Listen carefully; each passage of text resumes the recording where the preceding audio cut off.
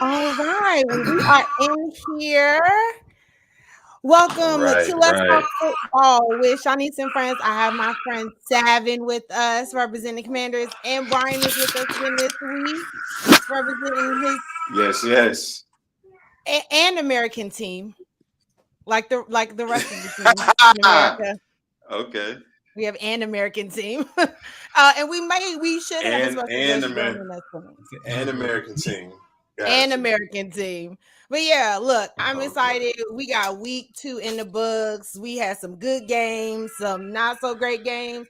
We're gonna jump right into it. We're gonna talk our NFC East teams. This is the standings as of today. We got Dallas in the number 1 spot in NFC East. Baby clap. Yes, yes.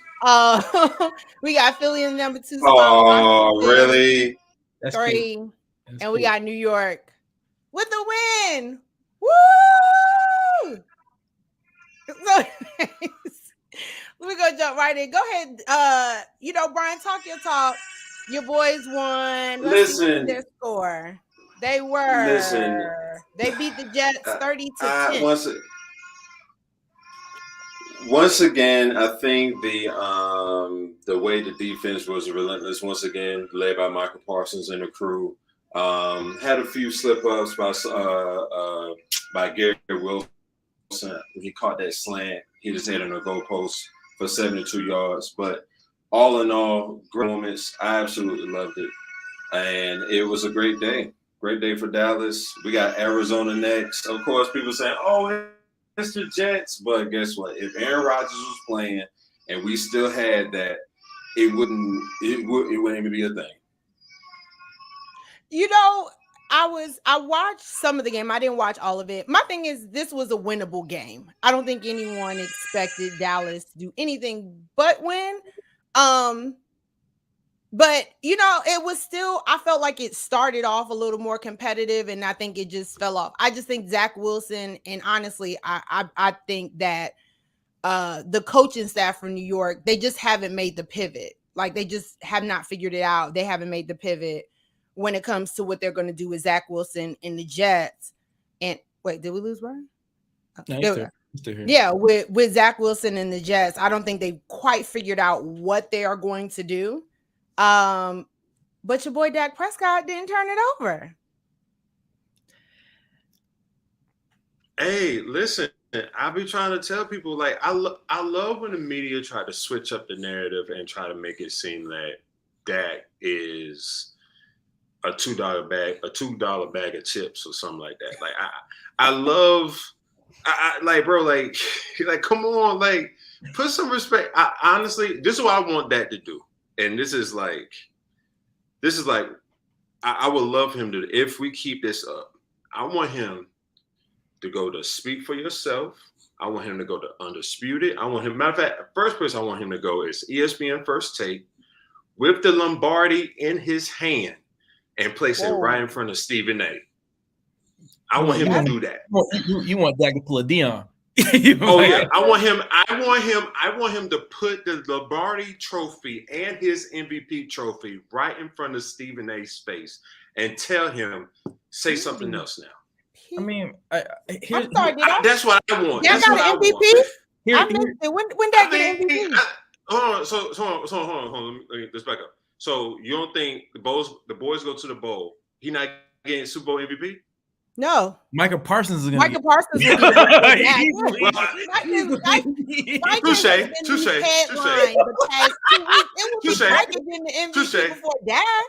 You know what? Honestly, I think it'll be honestly. You know what? It'll be politics. No.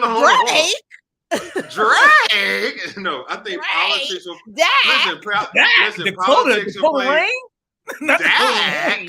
No. Dakota is not getting one just because of the simple fact that he got a tattoo and had to go on anesthesia. We won't forget that.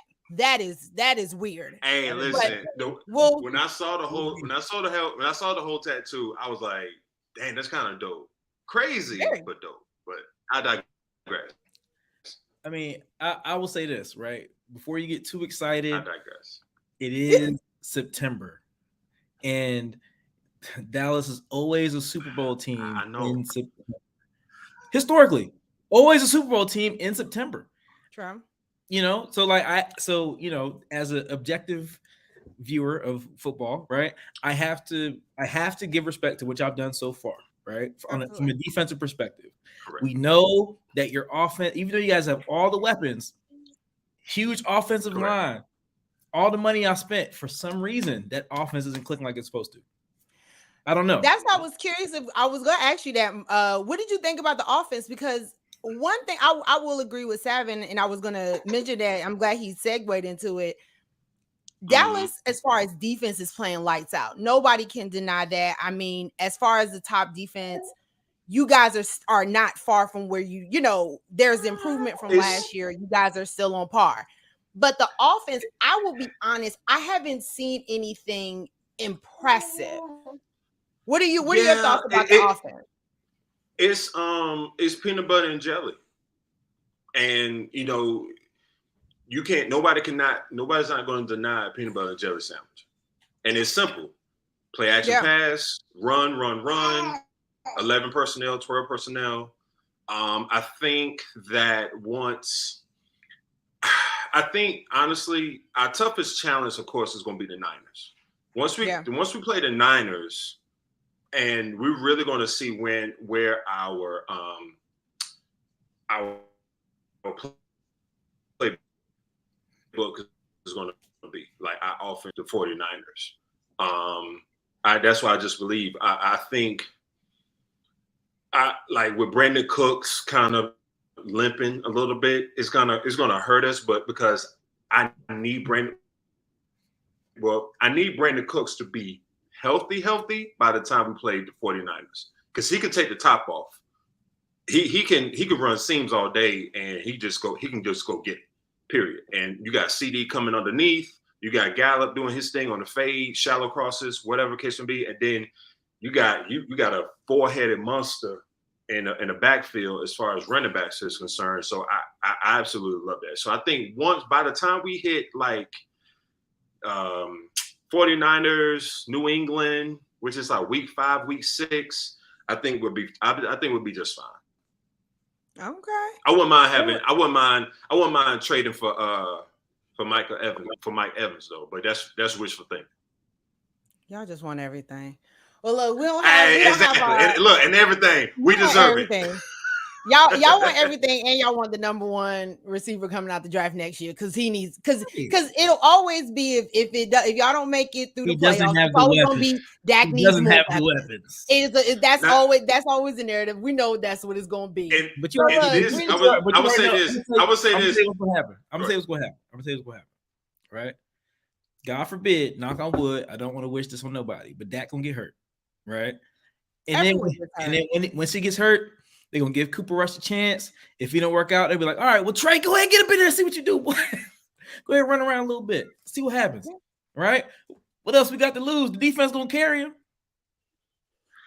Listen, I ain't gonna hold you. If Trey Lance pull a Willa Beeman and go all the way to the bowl, yeah. Man, look. It's also, again, if anyone's hurt y'all down in Trey Lance, I would just say we're gonna chuck it up to next year.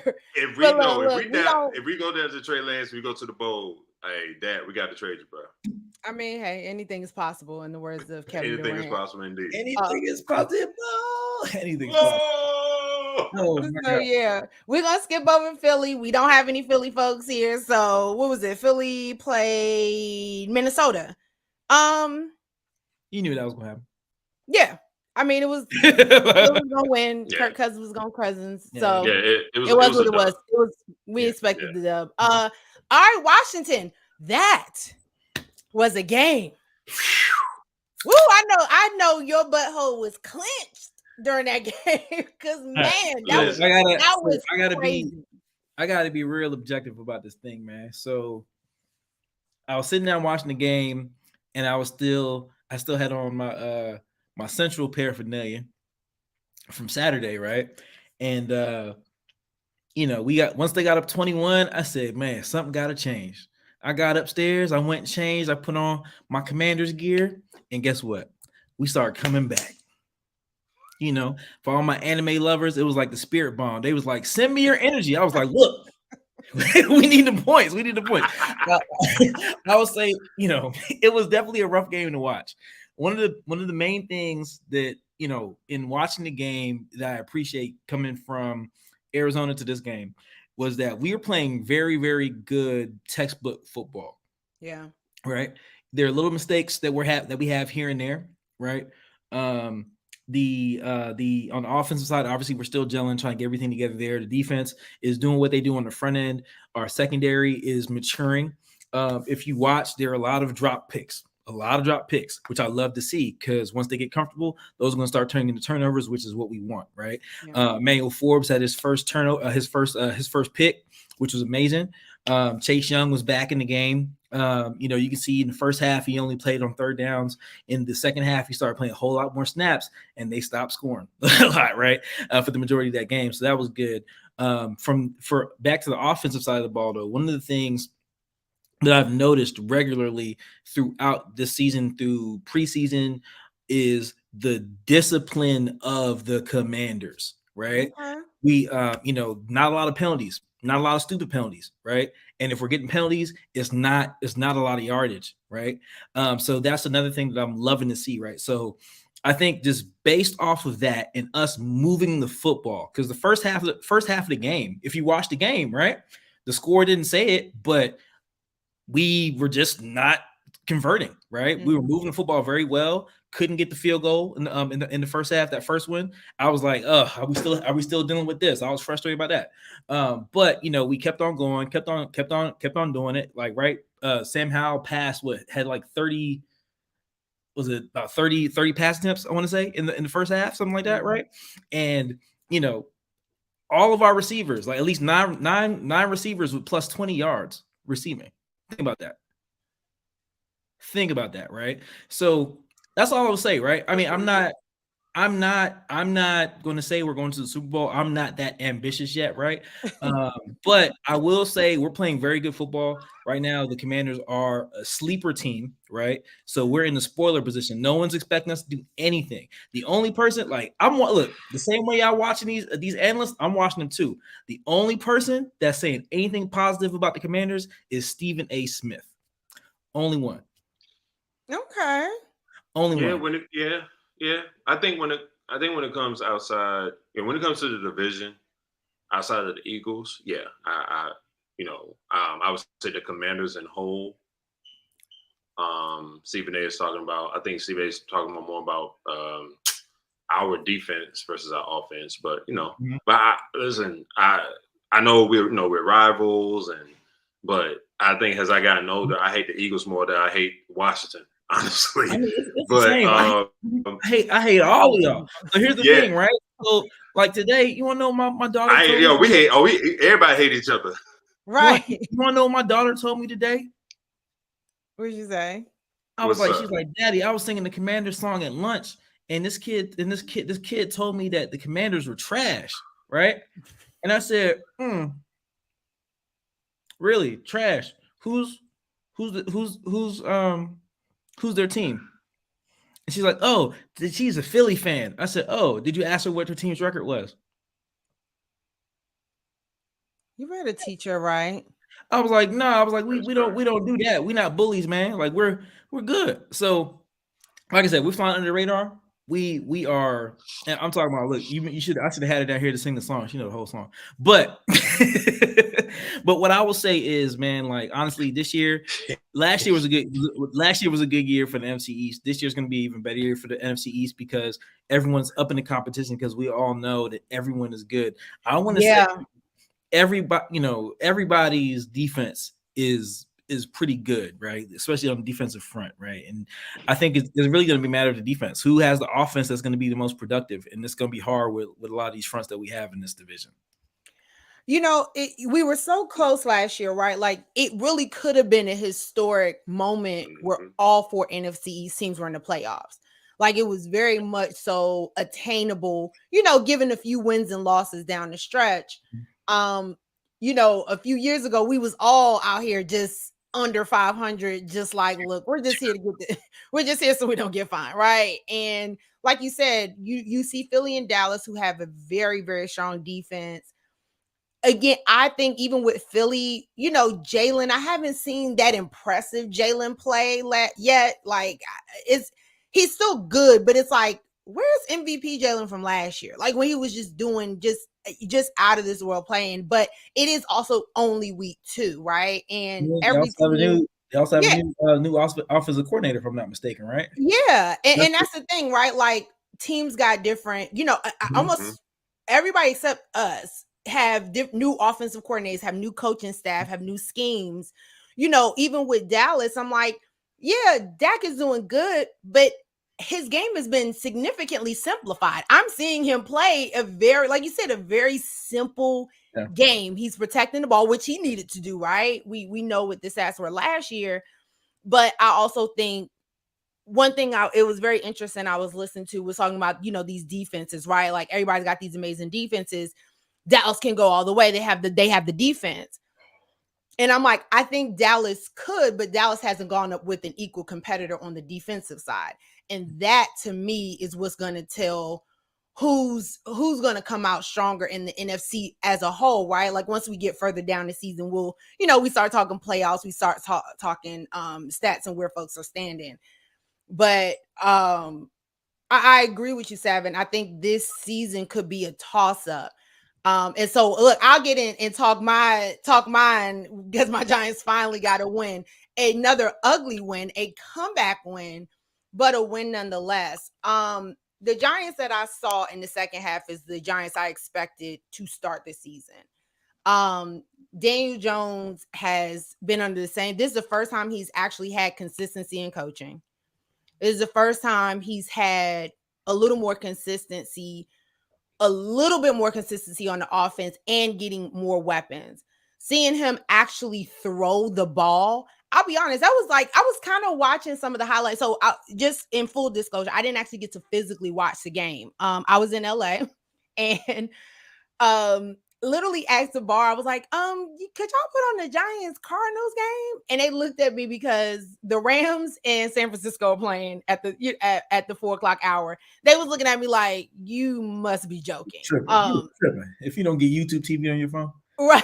Well, see, I didn't plan it out well. Again, that's on me. I was like, yeah, they should have like multiple screens. They was like, we do. We just watching the Rams game like on all the TVs.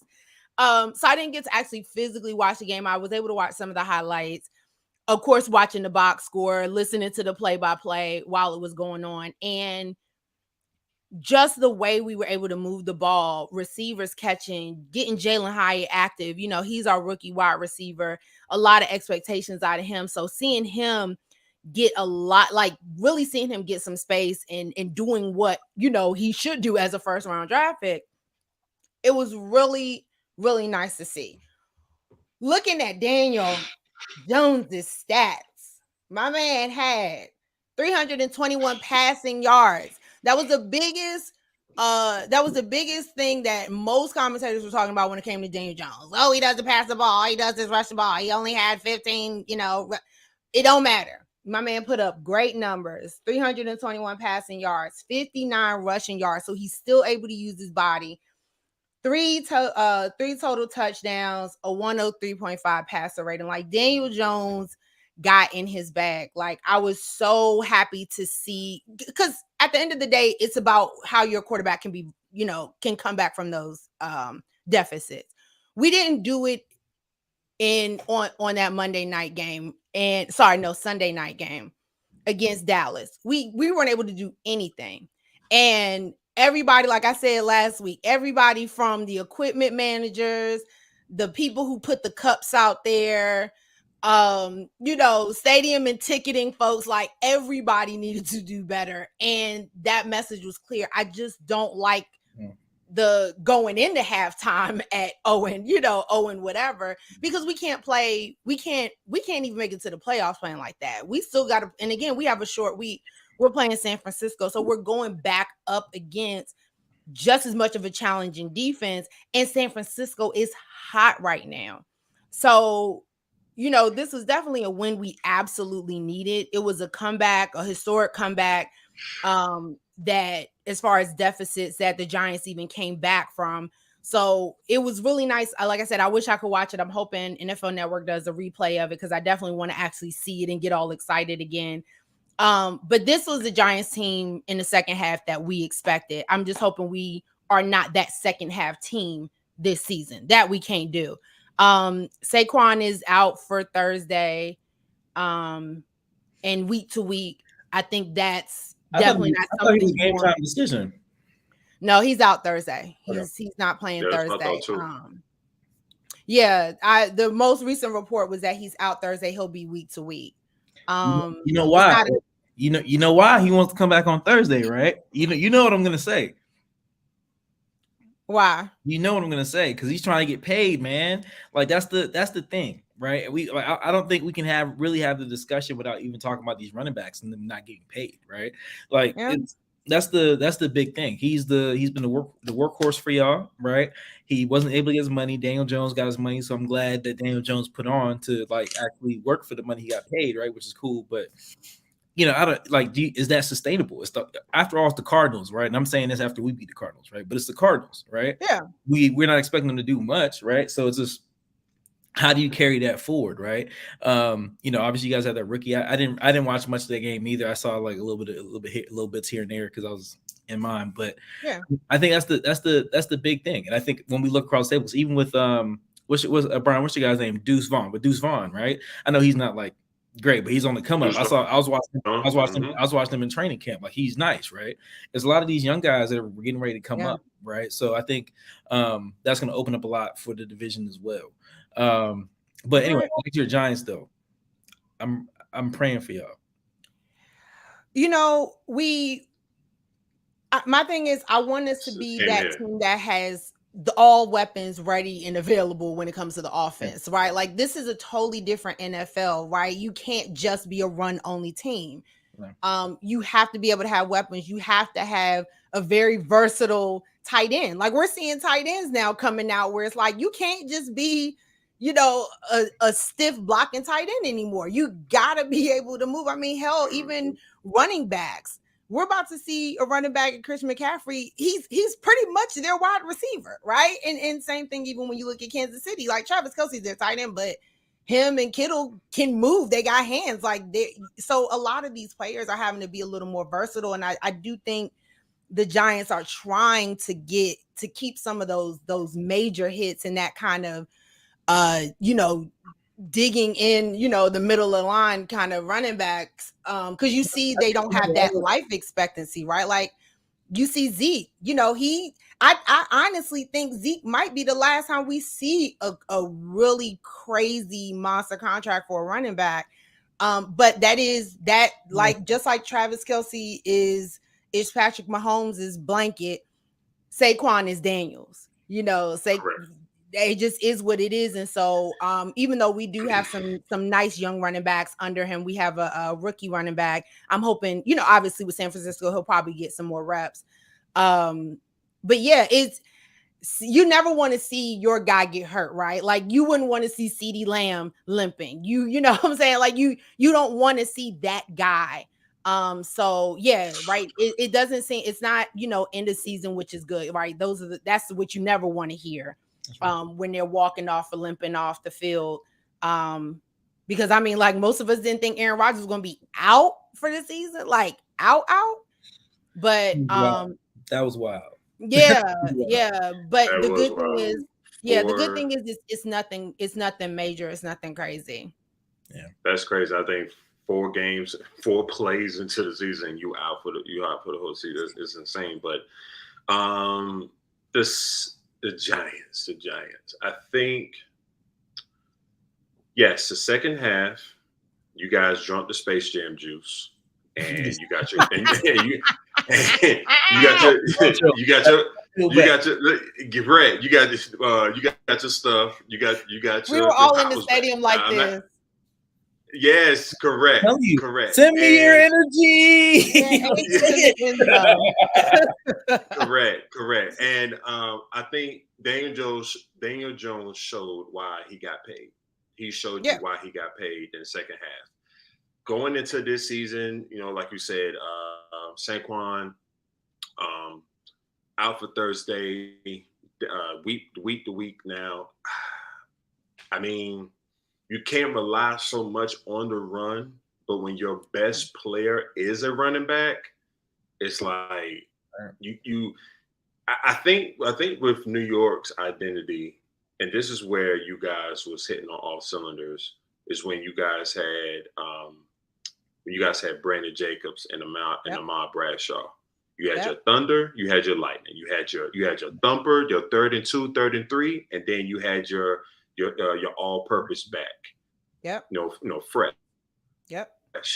I think honestly, I would call a veteran back to kind of get take the weight off of Saquon, maybe more so a power back, and I would ride the season, the rest of the season. So if that means like a Leonard Fournette, I would call him. Hey, listen, I just need you for maybe 2nd, 3rd down, maybe, or 3rd down, or maybe even 4th down. Yeah, better try to get Kareem Hunt before you go back to the Browns. That too, him too. Well, I think being that somebody got injured. I heard that today. Someone, was it Chubb got injured? Yeah, and he's out, re-injured. Right? He re-injured the same knee back in 2015 when he was at Georgia. The same. Yeah, that was sad. So I think MCL, LCL, and PCL. He re-injured the whole thing.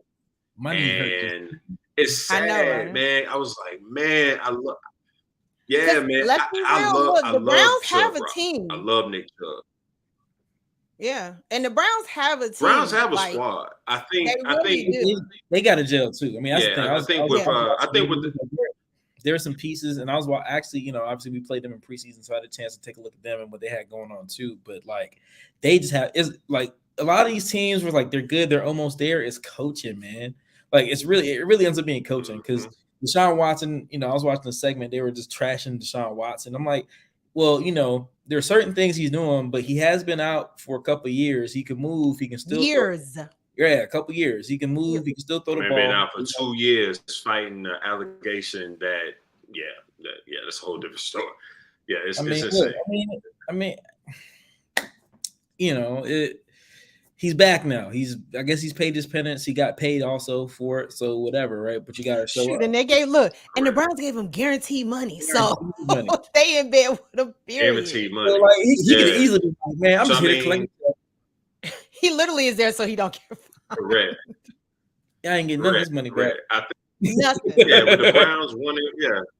Yeah, with the Browns 1-1 going into the week 3, probably calling Kareem Hunt. Yeah, that'd be fine. But I think for the Giants, wrapping up, I know going to the next segment. I think for the Giants, just like the Cowboys, just like Washington, and honestly, just like Philly, one game at a time. Yeah. One game at a time, especially for you guys, because he's like, dang, our best player is chilling right now. He's hurt. So Daniel Jones, you got to put this weight on you now. You got to put the team on your back, and you got to get your worth. I need my investment. Back. Oh, absolutely. And look, correct. Let's keep it a buck. Look, my Giants have a lot of receivers that aren't consistent, and that's something when it comes to Giants organization for over a decade. We've had those money receivers, right? Like Eli's is gonna chuck it up there, and they're gonna come down with the ball, like a Victor Cruz, like a Mario Manningham, like Plaxico, like Odell. You know what I'm saying? Sterling Shepard. Yeah, but even Sterling. I was shocked when I saw that. I said he's still there. Don't even and that's how we're gonna segue into the next because you're not even gonna get me on that because we'll be talking about that all night. But yeah, look, we're gonna talk a little games of the week. Sterling Shepard at this point, he's the Udonis Haslem of my man right now, for real. I ain't gonna hold you. Brian. Say it again, Brian. He's pulling away.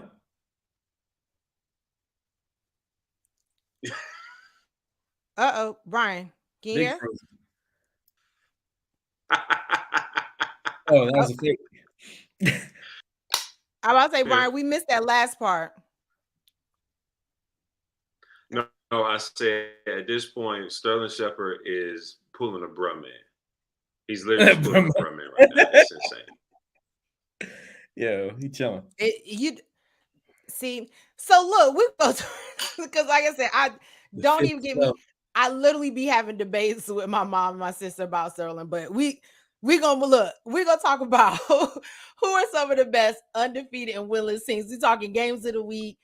And so just so we talk about some of our undefeated teams and our winless teams. So our undefeated teams thus far, we're gonna go a little AFC. We got Miami, Baltimore. Baltimore Ravens are hot. And that's it in the AFC.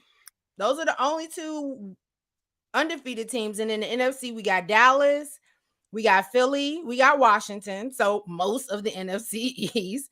We got the Falcons, undefeated. They riding real high. The New Orleans Saints, Tampa Bay. The Tampa Bay Buccaneers. Hey man, with Baker Mayfield, they are undefeated. That's the thing, Baker, like in San Francisco. We forget that Baker isn't bad. He just had a bad beat. Correct. I feel like he had a bad beat, right? He just got a situation where he lost the locker room, right? And it was that season, if I'm not mistaken, it was that season in Cleveland where he hurt his shoulder. So he's trying to overdo it while he had like a little chain on his arm, so he couldn't do everything. And I think that's kind of where the slope happened, right? But Baker, I mean, like Baker's Baker. He's a gamer. He's a baller. He's gonna get out there. He's gonna play. He had a whole offseason in the system, right? Rather than jumping from team to team. So he had that. Right. So I would say if I'm not mistaken, Byron Leftwich is still there, right? If I'm not mistaken.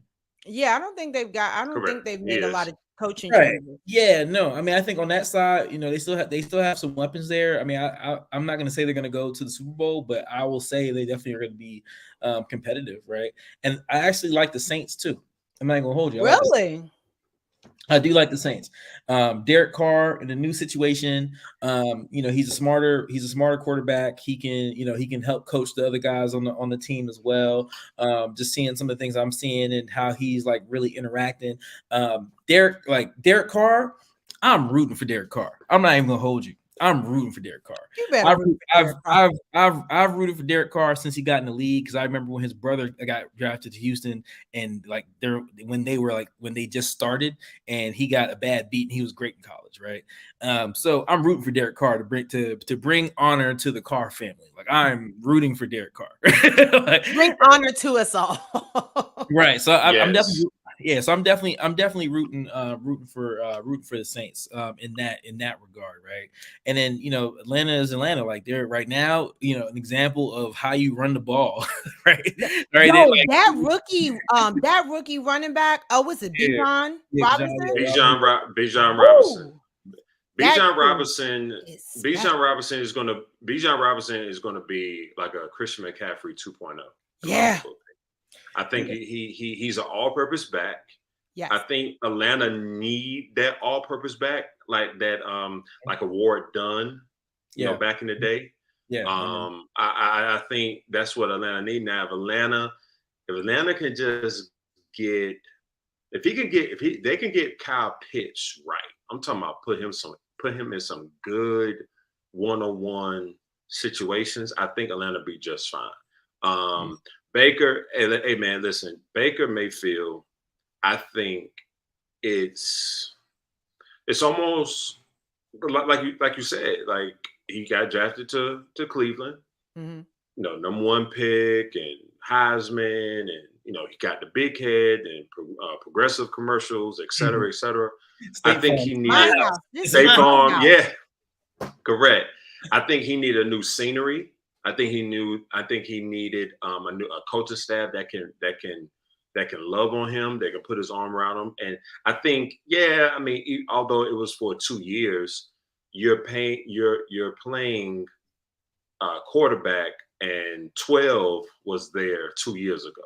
Yeah. You get what I mean? For the past 2 years. So I think to fill those shoes. But the bar is So far, low. I feel like the bar is low for him though, because it's like, all right, we just need to, because if I'm the Bucks, I'm like, hey, we're just looking for a stopgap here, right? And Baker did a really good job in LA when Matt Stafford was out. Cool, perfect. Let's see what he can do. And like, on the ups, he has a lot of upside. There's still some smoke on the cigar. Let's see what he can do, right? We have the receivers. Correct. All he has to do is do not turn over the ball. Oh yeah. I mean, here's the thing: like when you have pieces like your Chris Godwins, your Mike Evans, and you have you still have your defense, your Super Bowl champion defense still intact somewhat. It's kind of like Dak in a way. Like, yo, like don't turn the ball over. You don't lose it for us. Correct. Like listen, and like you said, like the bar is low. So because everybody's like, oh, Baker Mayfield going to Tampa Bay. Oh, okay, well, it's just another filler. They'll probably tank. They'll probably get a top 5 pick. Bro, the way it's rolling, and I get it. We'll probably come back maybe like week 7, 8, 9. Hopefully, hopefully Tampa Bay will be like, I'm hoping by week 9, if they're like 7-2 or 6-3, I'm looking at them like, hold up, they might spoil somebody's party. Here's the thing. The playoffs. They might. NFC South is wide open. Like it really could go any way. Because again, I think of it as you got Baker balling, like playing a lot better football. Like you said, I think with the coaching scheme, like something is absolutely, like when I saw it, I was like, something's working in Tampa. Like Tampa Bay. Like something's working, right? And also, like you said, the Bears clearly, I mean, not the Bears, the Browns aren't the best run organization. So you're right. Like Baker could literally just also be in the right place at the right time. Like and again, that NFC South, like anything can happen. But why are we not hearing a lot about, first off, Miami? That I feel like because of Tua's injury, we were just so like bubble wrapping Miami. Like, well, Miami could be good. I don't know. I mean, no. But bro, Miami, those dudes are fast. I'm a believer in Miami, right? I was a believer in Miami when Brian Flores was still coaching, right? Because speaking of tanking, right? Like they were definitely obviously tanking, right, for a little bit. But like last year, it's weird because like with Tua, I remember before he got hurt, he was doing an interview, one of those like pregame interviews and whatnot, and it reminded me a lot of Super Bowl Russell Wilson, right? Like an interview of like him being focused, and he's like, "Yo, this is finally my time." And you can even see like after he got hurt, because him wanting to jump back out there was because of like, "Yo, this is my time. This is the time to do it, and I'm ready now," right? So I think with the injuries and him coming back and really just recovering and trying to get it together, I think he's coming back with renewed focus and an extra chip on his shoulder. And I think also with Tua, on top of that competitiveness, I think it's also the division. Like he's not in the conversations when they talk about the AFC. It's always the Mahomes, the Burrow, and Josh Allen, and like no one's really talking about Tua. We're just any conversation that's surrounding Tua is generally about his health and how how long he can stay healthy.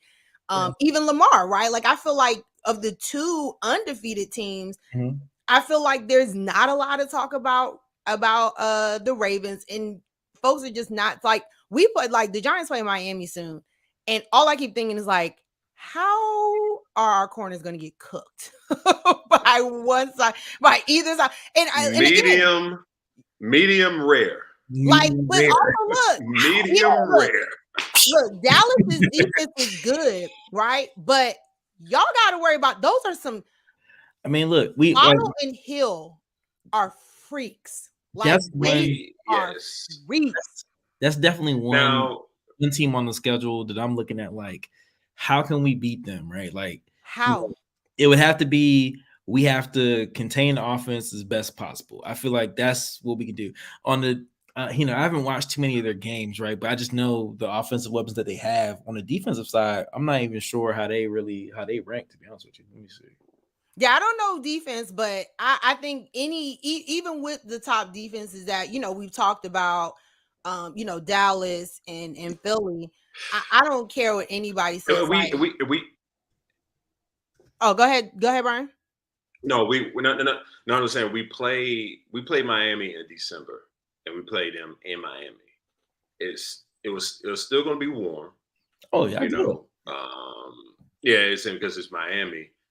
I think the thing for us, and I trust Dan Quinn.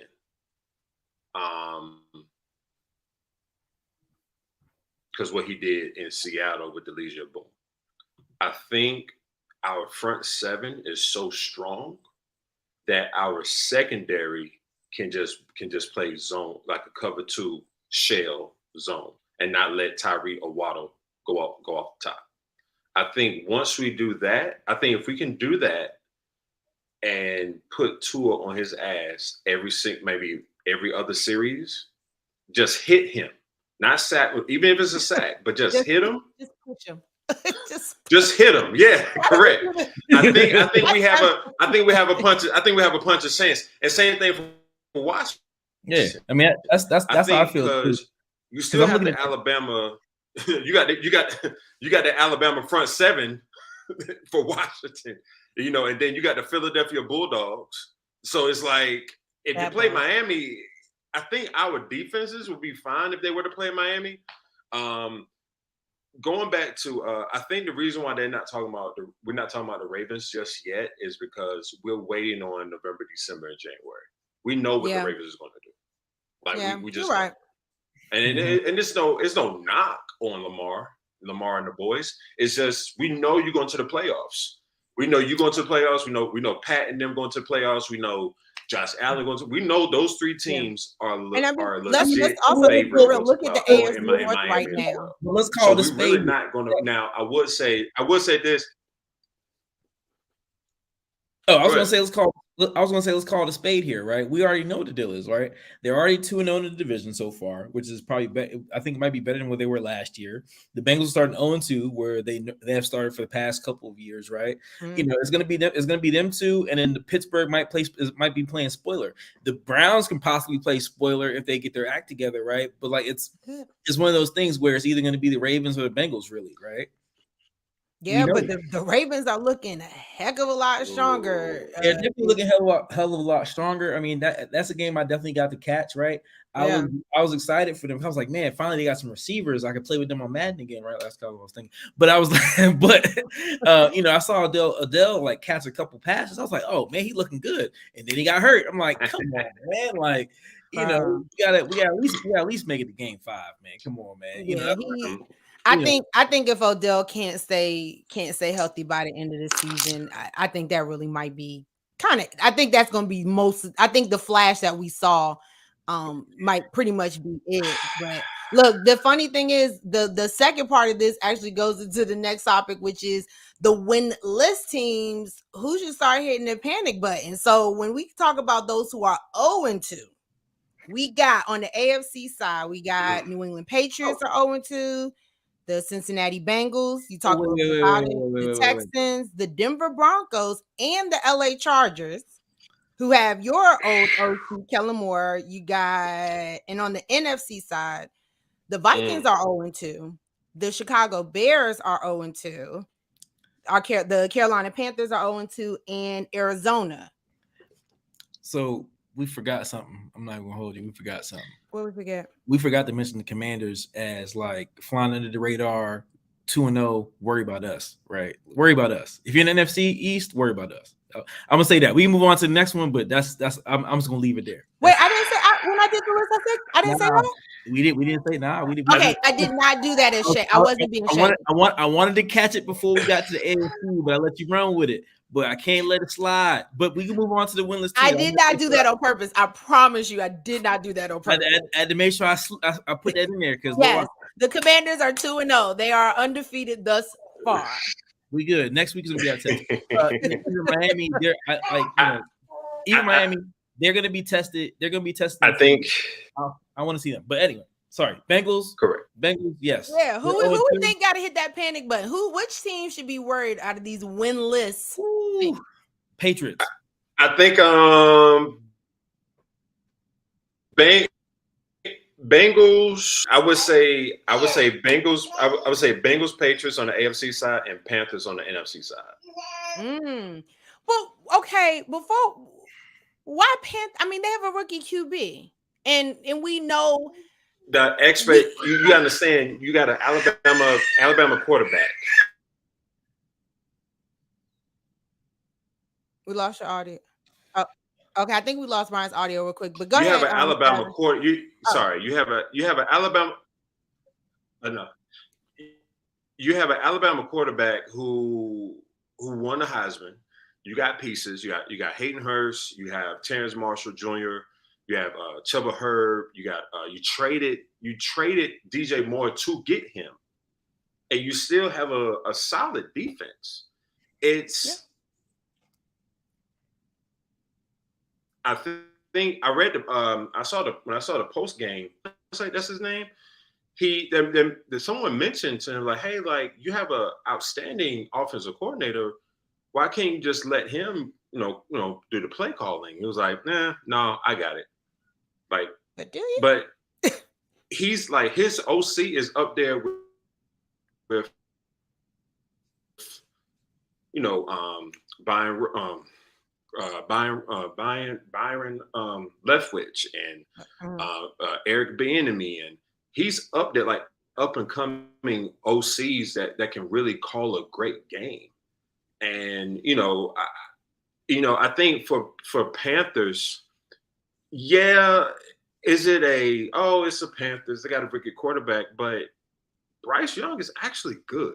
You just gotta put him in some good situations. Yeah, I mean, okay. from what who you guys said? From what I saw, think Chicago, man. I like what I saw. You might have watching a rookie quarterback go to work in that, against a division rival, right? I think like watching that, I was like, all right, cool. It's the Panthers, so I get it, right? But from what I can see and the stuff he's trying to make this unscripted and getting that stuff done, I was like, okay, cool. This is something that you can build on. I don't think it's going to be this year, right? But actually, I was looking at something as far as other teams are concerned. Circling back, right? Both the Patriots and the Bengals both have. Actually, no. It was the Bengals and the Bengals. Yeah. Both of their losses are divisional losses, right? Yeah. So on the AFC side, you got the Bengals, the Patriots, the Texans, the Chargers, and the Broncos, who are winless. Yeah. But the Bengals, though, the reason why I say the Bengals is because both of their wins were in their division. I mean, both their losses were in their division, right? Yeah. So that just makes it harder for them moving forward. And then also like I'll put the Bears on the list, not as bad as the Patriots, but so they're hitting you said the Bears hitting the panic button? Yeah, like wouldn't you? That's not the team I have hitting the panic button, but go ahead. I don't know, right? Because like it's like, are they really tanking? Like, is Justin Fields that bad, or are they tanking? And that's kind of the thing. Like, when you think about these teams and what they do, right, at the level of how they do it, because like even with my team, using Washington as an example. So like last year, the beginning of the season, we had Carson Wentz that went lights out on the Jags, right? And the rest of the season did a terrible job, right?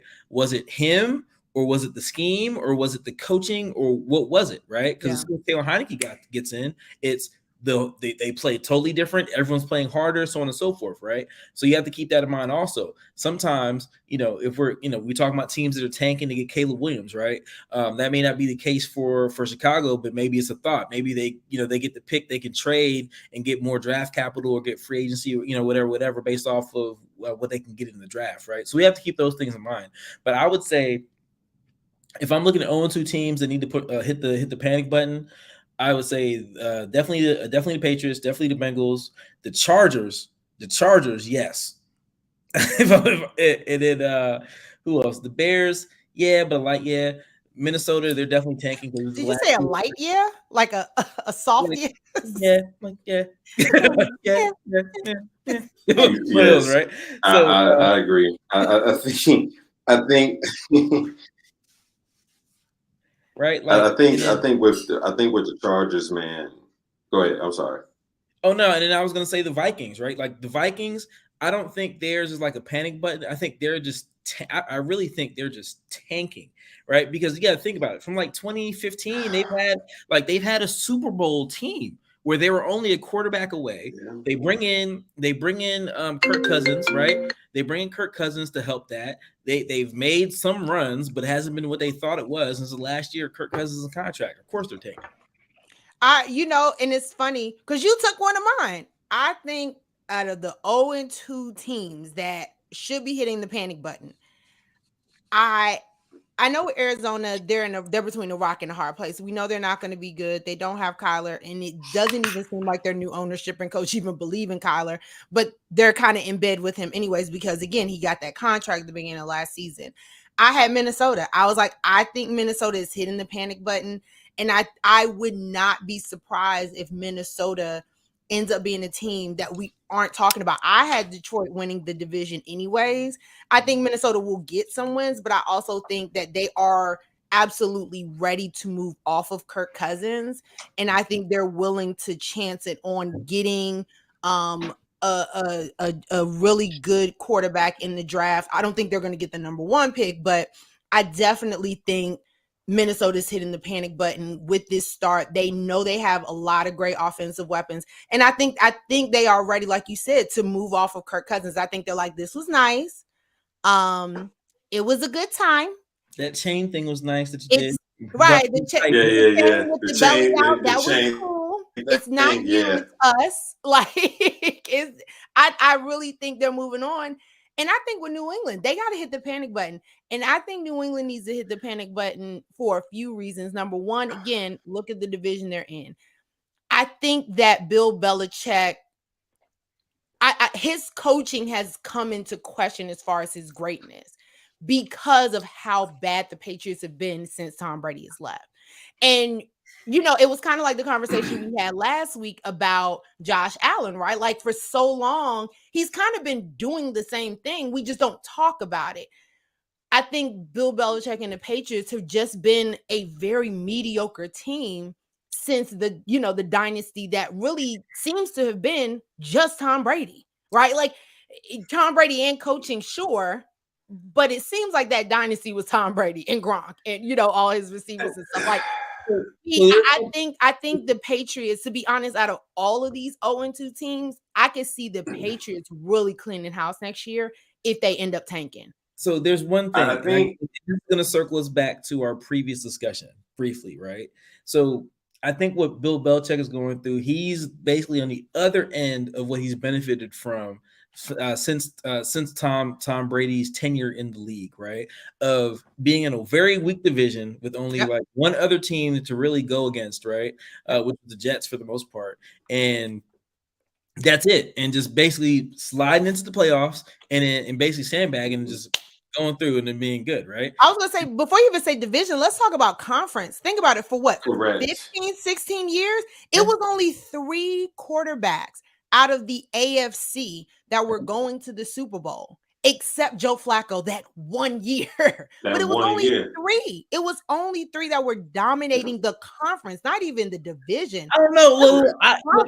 This is a subject because everybody talks about Joe Flacco. Regular season Joe Flacco was terrible, but playoff Joe Flacco was it October Romo? Look, listen, that Ravens run was amazing to watch.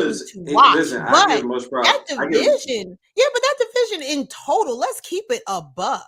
If we were doing this same podcast 10 years ago, it would have been what AFC. Well, I mean, it's either going to be Tom Brady, Ben Roethlisberger, or Peyton. I'm trying now the NFC. I'm trying to rewind in my mind really quick. I'm like, all right, let's see who was around again, right? We got Phillip Rivers. No, like he doesn't count. And then was it Mark Sanchez with the Jets? Correct. He doesn't. Yeah, he doesn't count. Mark Sanchez was there for what? Like Butt fumble doesn't count. Butt fumble doesn't count. He was out of there. Butt fumble. Listen, Ben Roethlisberger. Come on, man. We have Ben Roethlisberger in there, right? But those were the only Big 3. Ben. It was Tom Brady, Peyton Manning, and Ben Roethlisberger. That was the AFC. Yeah. Correct. Yeah, those are the only 3. Those are the only 3 in rotation that was going to the bowl every year. And that was for like over a decade. One of them was represented. And they were so like I mean, I don't know, man. But I think like the circling back to this season, right? When we talk about the conference being weaker, obviously the quarterback play in this division is a whole lot stronger. What in the AFC East, what's going to help the Dolphins is the fact that their division is as weak as it's always been, but they just happen to be the better team in the division. And that's really what's going to set them apart. Because like I'm looking at their schedule, I'm like, their schedule is like they about to do some crazy work this season based off their schedule, right? So I where did I pull it up? Like I think probably they could have a very easy road to the playoffs. Yeah, like their biggest test is what the coming up is the Buffalo, Bills? Right? The Bills, and then who else they got to play? And then the Chiefs, Buffalo, Philly. I mean, they're right, like Kansas City. That can be a toss up, but like their receivers can match up with Philly's DBs, and I think that's going to be a good game, right? But like, and then they have the Ravens, right? So like that's, I don't know. I mean, I think they can in their division they can easily be stay in number one and slide in there if they need to. As long as the win column is as it is. And I think I think with the Patriots, kind of like Sha'Niece was saying, like, listen, like you had 12 to 15 years of pure dominance, man. Like you like it, and if Bill Belichick were to hang it up next year, I don't think no one would bat an eye. I think everybody will applaud him. He's the greatest coach in NFL history, in my humble opinion. 6 Super Bowls. You had the best quarterback ever for 18, 19 years, and you won 6 out of the 19 that he was there. Like I think that's a job well done. I think the thing with Bill is he is so stubborn. Like he is so stubborn when it comes to running this tight ship. He doesn't like change. And he knows that the writing is on the wall that he has to change. He has to. No offense. It's a different league. It's a different league. Necessarily, right? I mean, like you could, but using when I say change, meaning like, hey, let me get another defensive mastermind in here that I can pick their brain, they can pick mine. Maybe that's right. I can agree with that because like I think that's what helps us out, right? Just speaking for my team, I think that's what helps us out is the fact that we got Ron Rivera and we got Jack Del Rio, and they're picking each other's brains, and then Enemy has that old school style. I mean, I was listening to what LaShawn McCoy was talking about how he cusses out the players. Like I was at practice, he cusses out the players, legit, but flags are down, right? For penalties are down. Right? You can't knock it. So I mean, I think there's room to be a more progressive coach and say, hey, we have to do these other things and figure out how to be forward thinking. But on the flip side of that is like you can't get rid of that old school as well, because that's the part of football where you have to really say, all right, we have to really stick to our guns. We got to really grind out a win sometimes, and that's what it takes. Mm-hmm. I feel you. Look, we're gonna hit this last one. We're gonna talk week 3, which is 2 days away. Look, I'll start it off since my Giants are playing Thursday night. We play San Francisco, have a very short week, great win, but we're going up against a very solid defense and Brock Purdy, who was playing like he is Mr. Very Relevant. Christian McCaffrey's playing out of his mind. I mean, it's going to be a tough game. It's hard even after this kind of win to say, hey, we can go in here and get this W. It's just not, because we can't act like week 1 didn't happen. And we're going up against a very equal competitor in what Dallas is and what San Francisco are right now. A better competitor. Listen, so, I need Daniel Jones again. He stepped up when he needed to this past week. I think Daniel Jones is going to have to play lights out.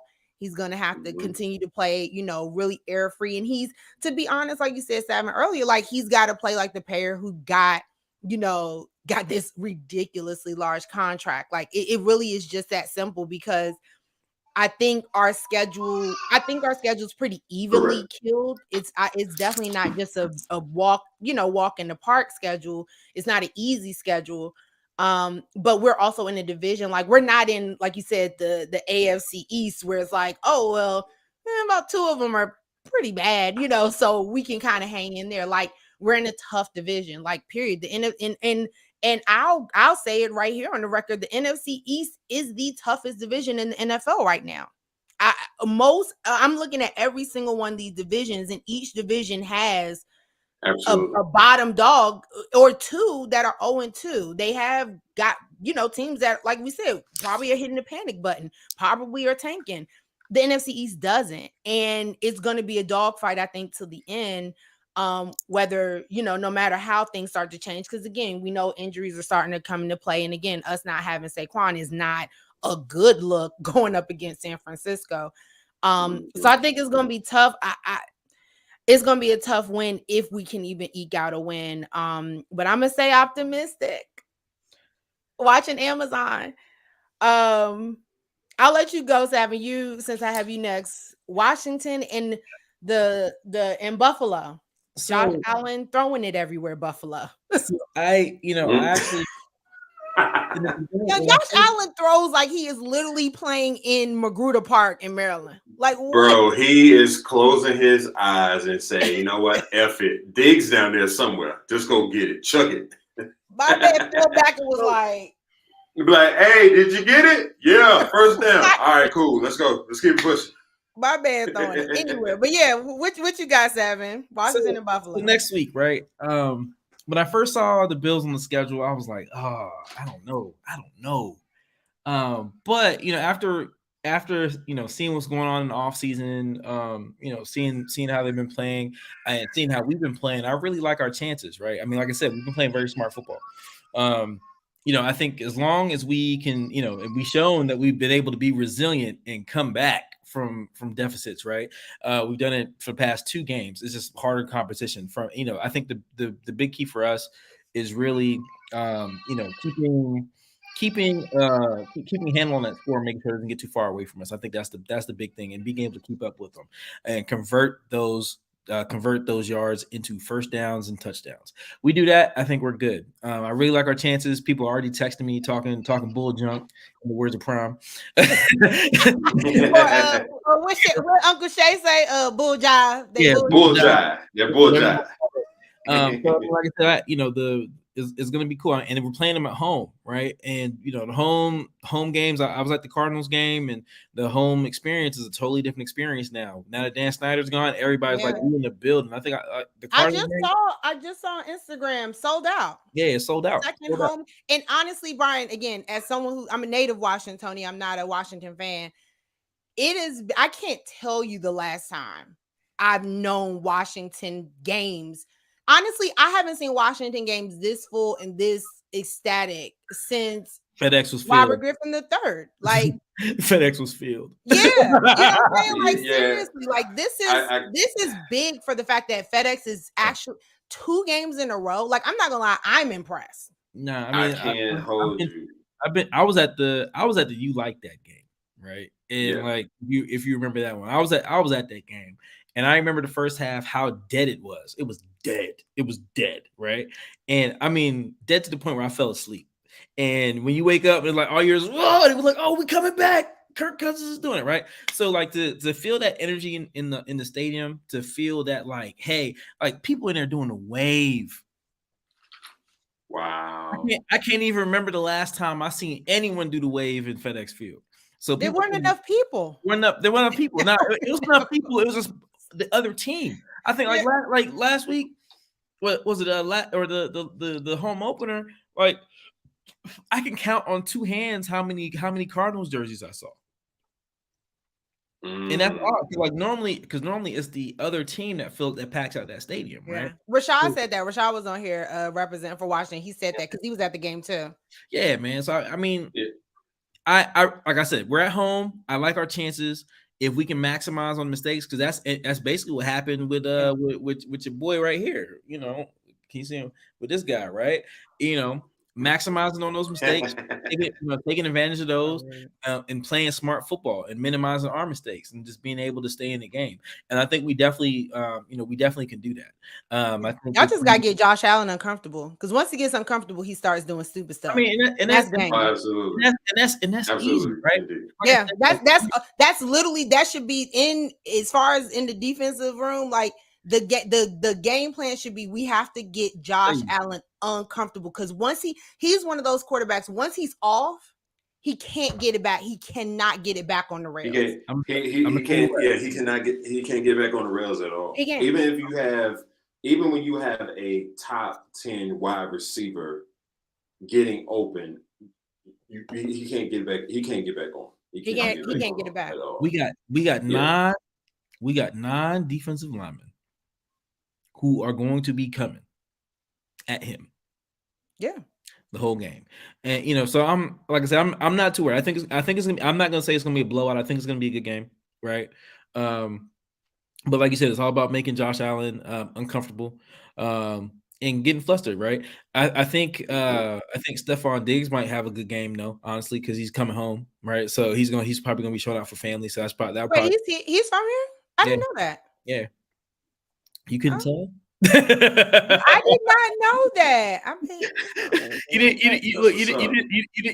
didn't hear it in Trayvon Diggs' voice when he was cussing out Dak in training camp. Oh my God!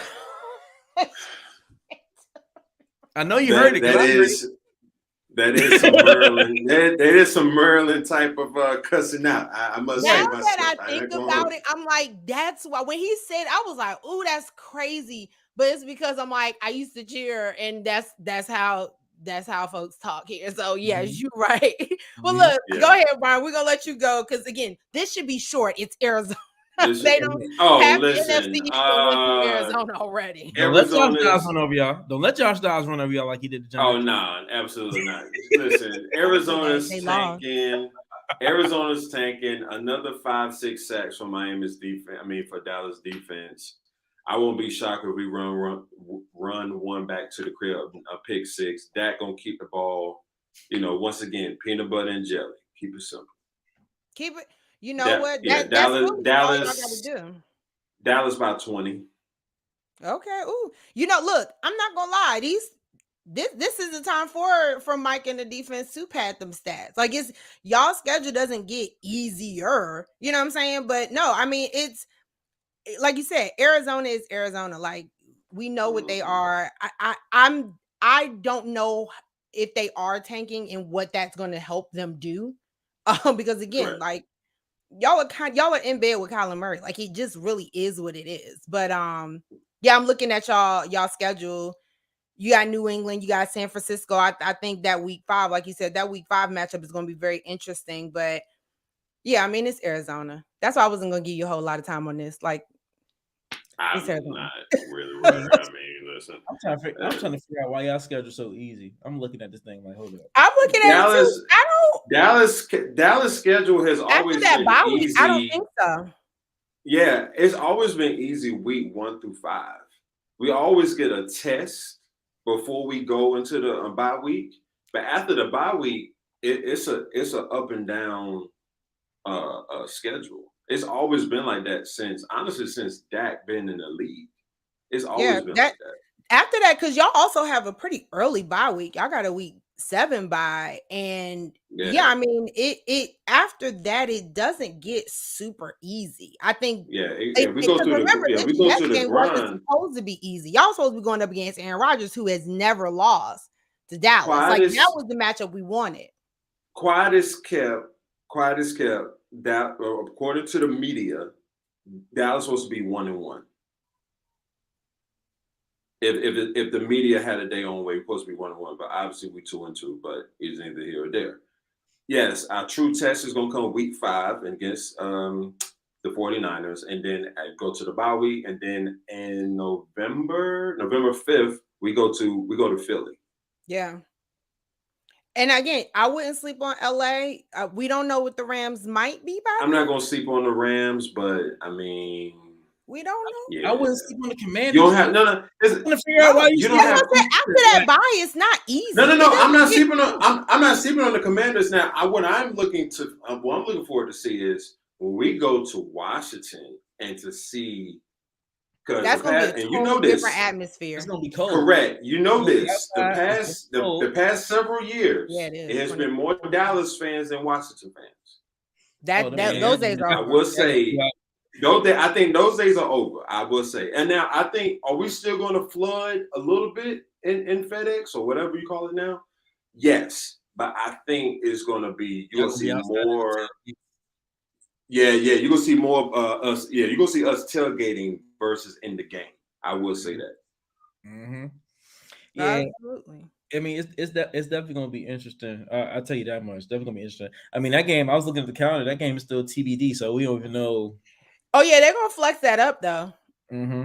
They're gonna flex that up. I wouldn't be surprised if it's a. We play on Thanksgiving. Yes. Y'all come to Dallas. Yeah, Thursday. Thanksgiving. That's the other part too. We're so used to having our home field being away field that when we play on the road, we play better. And I mean, that's a rivalry game. Like, that's the NFC East game. That's toward, we're getting over that hump. That's when we're going to be starting to talk about playoffs and everything. So I think that game and this Thanksgiving, the stakes are going to be so much higher because, again, we're getting into that half of the season. I mean, shoot, by week 12, we're talking playoffs. We're talking about playoff projections, who's in the hunt, all that stuff. So, like I said, Dallas, right now it's cushy. It wasn't supposed to be, but that's NFL, right? Like the hot teams don't come out hot sometimes, right? Like it literally is like that. So, I mean, and just for the Philly folks, Philly's playing Tampa Bay. I think it'll be a good game. Like I said, I haven't seen Philly really break out and do anything super spectacular yet. And Tampa Bay is, Baker's feeling himself. So I think it'll be a good game. I still think Philly's gonna win it, but I think it'll be a good game to watch. Mm-hmm. Yeah, no, I'm sitting there. Look, you got me looking at the Dallas schedule. I was like, y'all schedule easy. Let me look at my schedule. I'm like, hold up, what we got? We got some. We got the Falcons on ours. That's the only NFC South team we got on our schedule this year. So I want to see how that. But see, y'all aren't. I mean, you in the same boat. I mean, y'all play Chicago, Atlanta, Chicago's a Thursday night game. Like all Thursday night games, the home team always wins because it's a short week. So that's. I won't. But it's also Chicago. Yeah. I mean, I think I don't want to count them out because any given night, another team can do all that. But I mean, that's I look at that as a gimme game. I would say the Bills is going to be tough. The Eagles are going to be tough. The Bears, no.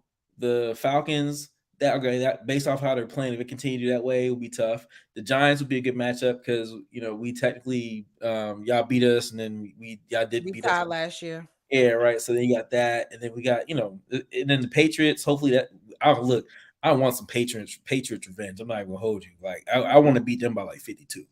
Jesus. Oh, jeez. I need James Brown. I know, right? I need the big payback. I need the payback. I think it's also I think when it comes to I think also in this game, we talk about that win-loss and I also think bye weeks play a huge role. Having that early bye week for Dallas, that could come back and hit you where it's like, dang, having a bye week, maybe by week 12 or something may have been better, right? We Washington and so is Giants, we have our buys don't come until 13th, where a lot of times that's when folks need that rest, like having that long stretch. So I mean, it'll be very, very interesting down the stretch. And honestly, I love the fact that we do have more of our conference games in those last 3 weeks. I think it makes it so much more interesting for the conversation of football. So yeah, we'll see. I mean, it looks like we could pull another full NFC East win. Everybody wins. It's only really the only division that's barely worse than us is the NFC South. Most of their teams are 2-0 except for the Panthers, right? So the Panthers, yeah. So it's definitely gonna be a fun year. That's why I was looking for the Falcons. I was like, who we play for NFC South? If that's all we play. That might be that's who's gonna upset our playoff just for our division overall. That's what's gonna mess up our playoff run. Yeah. If it comes down to the numbers. Yeah. Well, look, guys, this was fun. We still went over, but it was a great conversation. I'm like, shoot, we might need to just do 3 because somebody we had somebody from Philly, who knows if we would have got through it, even in the time that we did. But listen, guys, I appreciate you guys so much for talking football with us. This was absolutely fun. If you want to share your social media and all that jazz, go ahead. Now's the time. Oh, cool. Well, if you want to follow me, I am Sav Joe on all the socials. I am SAVJO. Appreciate you. I'm King Henry 84 on all socials. So you know where to find me. And look, we get really fun and spicy on Twitter on a good Sunday too. Love talking trash on the Twitter, who we respect a lot on this channel. Correct. The X. Gotta respect the X. Look, y'all, I'm Sha'Niece. These are my friends. This is Let's Talk Football with Sha'Niece and Friends. Thanks for hanging out with me, y'all. We will see you next week. We'll be talking week 3 and then outlook for week 4. May the odds be in our favor. That's not gonna be the end line. I gotta figure out a better one. You gotta get this W. Oh my gosh. Y'all have a good one. Peace. All right. All right, peace.